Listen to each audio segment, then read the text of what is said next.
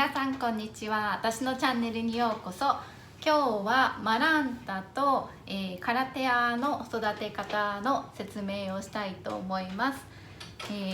マランタとカラテアって両方英語ではニックネームでプレアプランっていうニックネームがついてるんですけども、両方とも昼間はこんな感じで葉っぱがね、今見えるように葉っぱが普通にしてるんですけど、夕方から夜になるにつれこういう風にお祈りしてる葉っぱみたいにお祈りしてる手みたいに上にこう上がるんで、ニックネームがそこからついてるんですけど、マランタとこのカラテア両方ですね、そういう性質っていうんですかがあるんで、もともとは一緒の分類にされてたんですかね。今は違うみたいなんですけど、同じ親族みたいな感じですかね。分類的には同じ分類になってるみたいなんで、育て方は基本似てると思います。なのでその育て方の説明をしたいと思います。先に持ってるのの説明しようかな。それとも育て方はもともと熱帯雨林に生息してるんで、湿度を高湿度湿気を好みますね。うち 50% くらいですかね、湿度今なんですけど、50から 60% の湿度が、理想的って言われてるんで、うちは加湿器がないんで、加湿器がある方は加湿器をかけてねあげたらいいんですけど、加湿器がないんで、うちはこの子は寝室に天井からぶら下がってるんですけど、その下に、こんな感じで石をボウルに入れて水をためて、これを下に置いて真っ黒目でぶら下がってあるんですけど、この水が蒸発して加湿器みたいな機能をしてくれてるんで、そういう対策を取るか、あとは朝とかですね、朝に水拭きをしてあげるのもいいと思います。それか同じ小林が同じこういうマランタとカラテア同士すごいくっつけ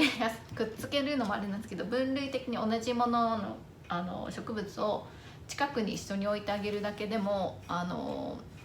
お互いの水分け合うっていうか、蒸発した水を分け合う性質があるみたいなんで、そういう対策を取ってあげてもいいと思います。あとはこういうボトルでも何でもいいんですけど、うちはこれポプリ、もともとはポプリ入れやったんですけど、レイクのビーチから拾ったビーチグラスを詰めて、もう同じですね、石の代わりにこのビーチグラスを詰めて水を入れて、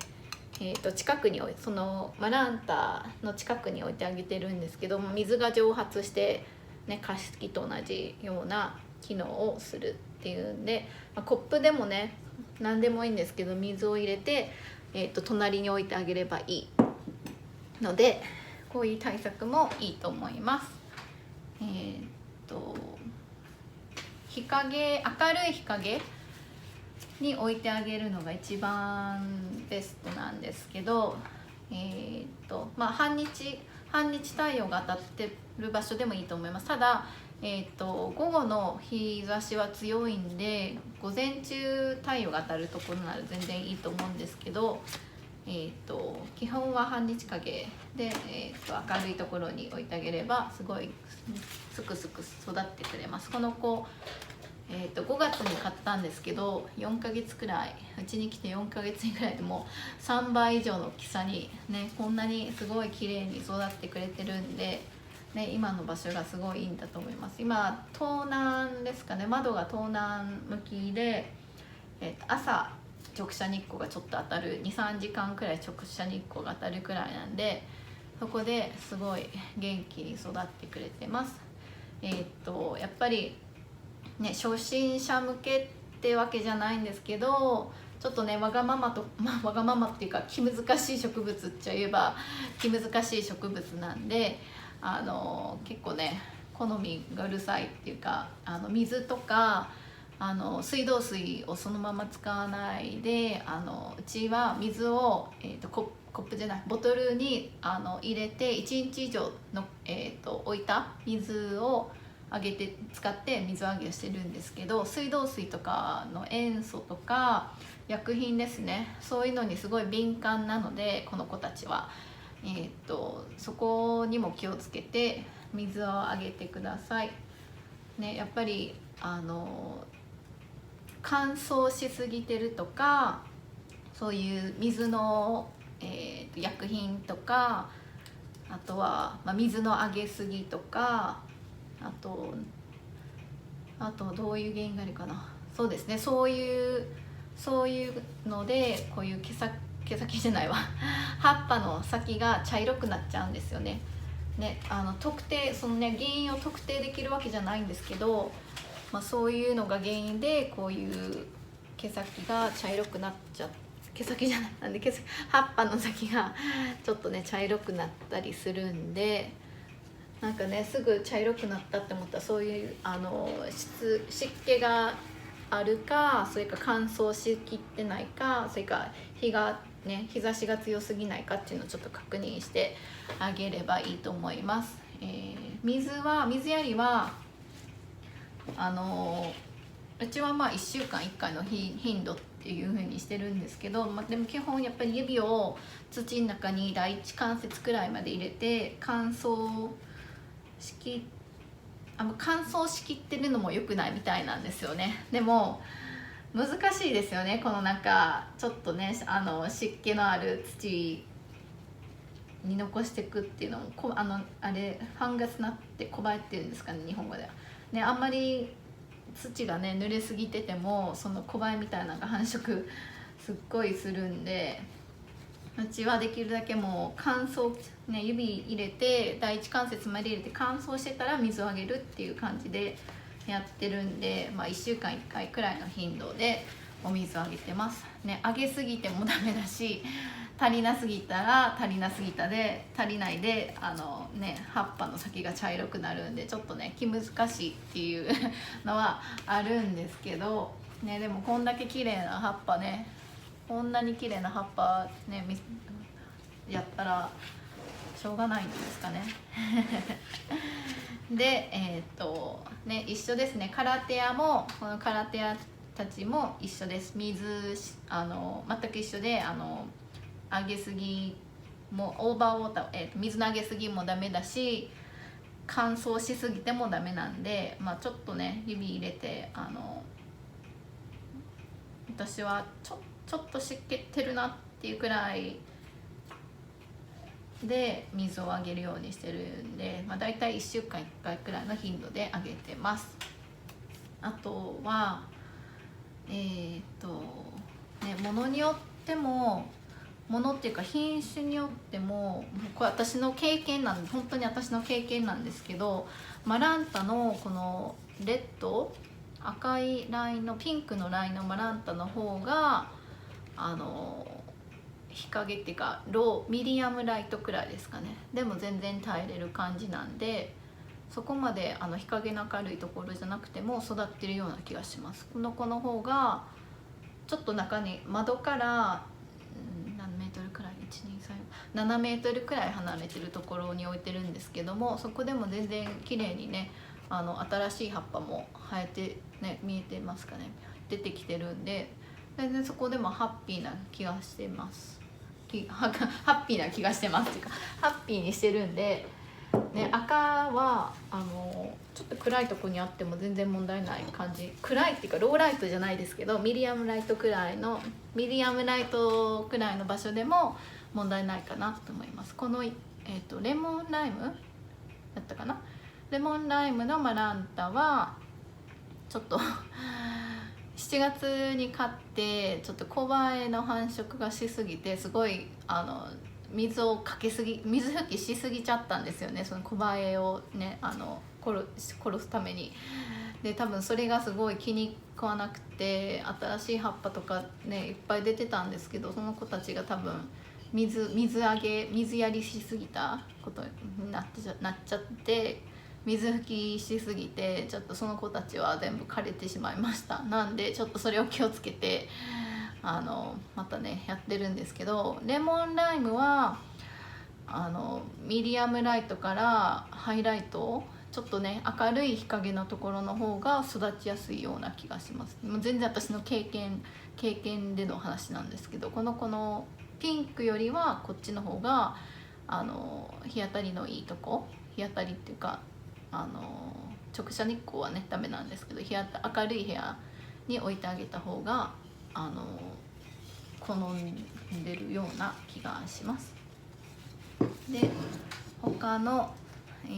マランタちゃん、昨日ホームセンターに行ってたまたま見つけたんですよね。すっごいお得な買い物。お水あげないと乾燥しちょっとねカピっているような気が。でもこの子がマランタの半入りのマランタですよね。半入りのマランタはここの柄がちょっと赤っぽいんですよね。茶色いような赤、ピーナッツね、赤っぽくて、で版が入ってて、でこういうクリーム色のラインが入ってたり、ね、これはまだ多分徐々にここに柄がもっと出てくるんですけど、この子がまさかの2ドル50セントで2ドル50セントで売ってたんですよ。なんで2つ買っちゃいましたね。すごいなんかこの葉っぱがやっぱ綺麗でコレクションしたいなって思うようになりましたね。本当綺麗ですよね。これは半入りのマランタです。この子とこの子はラビットフットって言って、ここの柄ですね。ここがうさぎちゃんの足跡に見えるから、ニックネームはうさぎの足跡、ラビットフットチャックって言って、ね、そこから名前が来てるんですけど、半入りはあんまりね光に当てすぎるとダメっていうんで、ちょっとどこに置くか悩みますね。やっぱ育てていかないとちょっと分かんないんで、あんまり窓際に置いてもよくないような気がするんで、ちょっと考えておきます。でこの子は綺麗ですよね。これは、ストロマンテトリオスターって言ってカラテアの種類の一つで、色が本当にこれ多分もう紹介してるっけ、このちっちゃいバージョンを8月のビデオ植物紹介で紹介してるんですけど、この大きい子が、友達にいただいて、友達にプレゼントしてもらったんですけど、本当に綺麗で大きいんですよね。この子の葉っぱがもう手より全然大きくて、色が本当に綺麗ですよね。カラテアって本当色鮮やかっていうか、葉っぱの白が紫でね、葉っぱもなんか本当にそれぞれ違う柄がついてる。ピンクとか黄色、ね、クリーム色とか、ね、緑も黄緑から濃い緑まで本当にいろんな色が入ってて本当綺麗ですね。この子ももうなんか新しい葉っぱがいっぱい出てくるんですよね。マラントもソロマンテカラテアも新しい葉っぱってこういうくるくるになって、ね、くるくる巻いた状態で生えてくるんで、すごい可愛いですよね。ここにもマランタちゃんもこの新しい葉っぱがくるくるね、可愛い。この新しい葉っぱが可愛いんですよね。このくるくる巻いた状態で出てくるのが。なんでおすすめです。この子たちね、湿気がやっぱ大事なんで、湿気がないと葉っぱが茶色くなってね、ちょっとクリスピーな感じになっちゃいます。でこの子はカラテアのオルナータって言います。この子もね、柄がすごい綺麗ですよね。ピンクのラインが入ってて、この黄緑の子が最近生えてきた子なんで、ちょっとまだね薄い色なんですけど、だんだん濃くなっていきます。でこの子はミディアムライトよりはローライトで育って、環境的にミディアムとローライトの間くらいでもいいみたいなんで、この子は窓から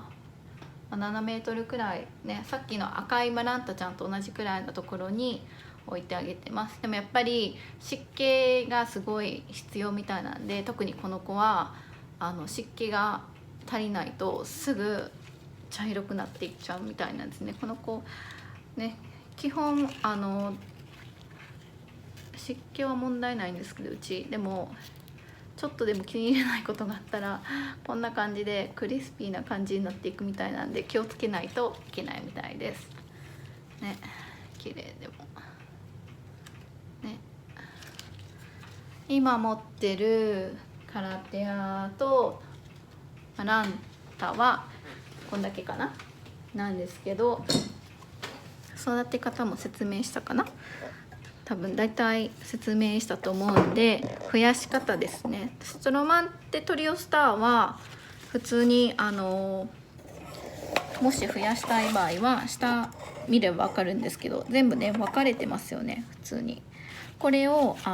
根っこをできるだけ傷つけないように分けてあげて植えてあげれば問題ないです。なのでこの子は全然簡単。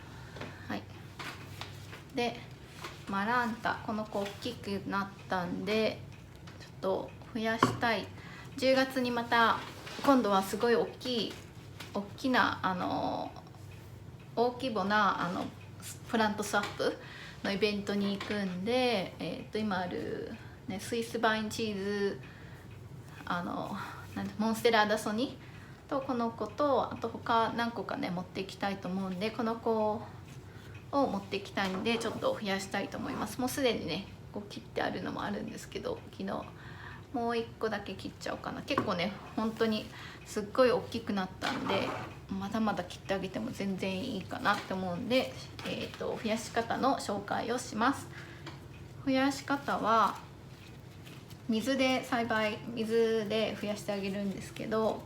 土でもできるみたいなんですけどね。でも水でねつけてあげた方が根っこが出てきてるの見れるし、私は見てて楽しいんで水で増やしてあげた方がおすすめです。この子にしようかな。で増やし方は切るところを節ですね、この節っていうんですか、茎と茎が詰まったこのボコッとしてるとこ、ここから根っこが生えるんで、その下を切ってあげるっていうのがやり方なんですけど、この子でいいかな。はい、なんでここがねボコって見えますよね。ここから根っこが出るんで、この下を直近って切ってあげます。なんでこれだとここに節が1個あってボコってしてると、ここから根っこが出るんですけど、ここにもボコってしてるのが見えます。ここからも根っこが出るんで、ここに切ってあげて、ここを切ってあげても OK です。なんでここ切ればここ2本ね増やせるんで、そういうやり方でも OK です。私はこれで大丈夫なんでこれで OK です。なんでこの子を普通に水に入れて、こんな感じで水に入れてあげれば大丈夫です。これでだいたい根がねちゃんとしっかり出てくるのって多分3週間くらいすると思うんで、まあねやっぱ水に入れてると見えるからね余計にいいですよね。でもだいたい 2,3 週間かかるっていうんで、2,3 日に1回水を交換してあげて、この子たちは根っこをね出すのにエネルギーを余計使うんで、ちょっと日当たりのいいところに置いといてあげてください。ハイライトのところなんで本当に窓際くらいに置いてあげてもいいと思います。ピーナットがまたチェックしに来た。なんで、増やし方はこんな感じです。土でやる場合は同じように切ってびちょびちょに濡れた土じゃないんですけど、ある程度湿った土に、これを刺してあげて、土を乾燥させないようにしてあげれば、根っこが生えてくると思います。それも多分同じくらい、もうちょっと早いかな、水よりは早いのかなと思うんですけど、でも私はね根っこの生えてくるのを見るのが好きなんで、楽しみにね見て楽しめるんで、こんな感じで育てたいと思います。これでマランタと、カラテアの育て方は以上です。見ていただいてありがとうございます。もし楽しんでいただけたら登録してください。あと、インスタもやってるんで登録してください。ではではまたバイバイ。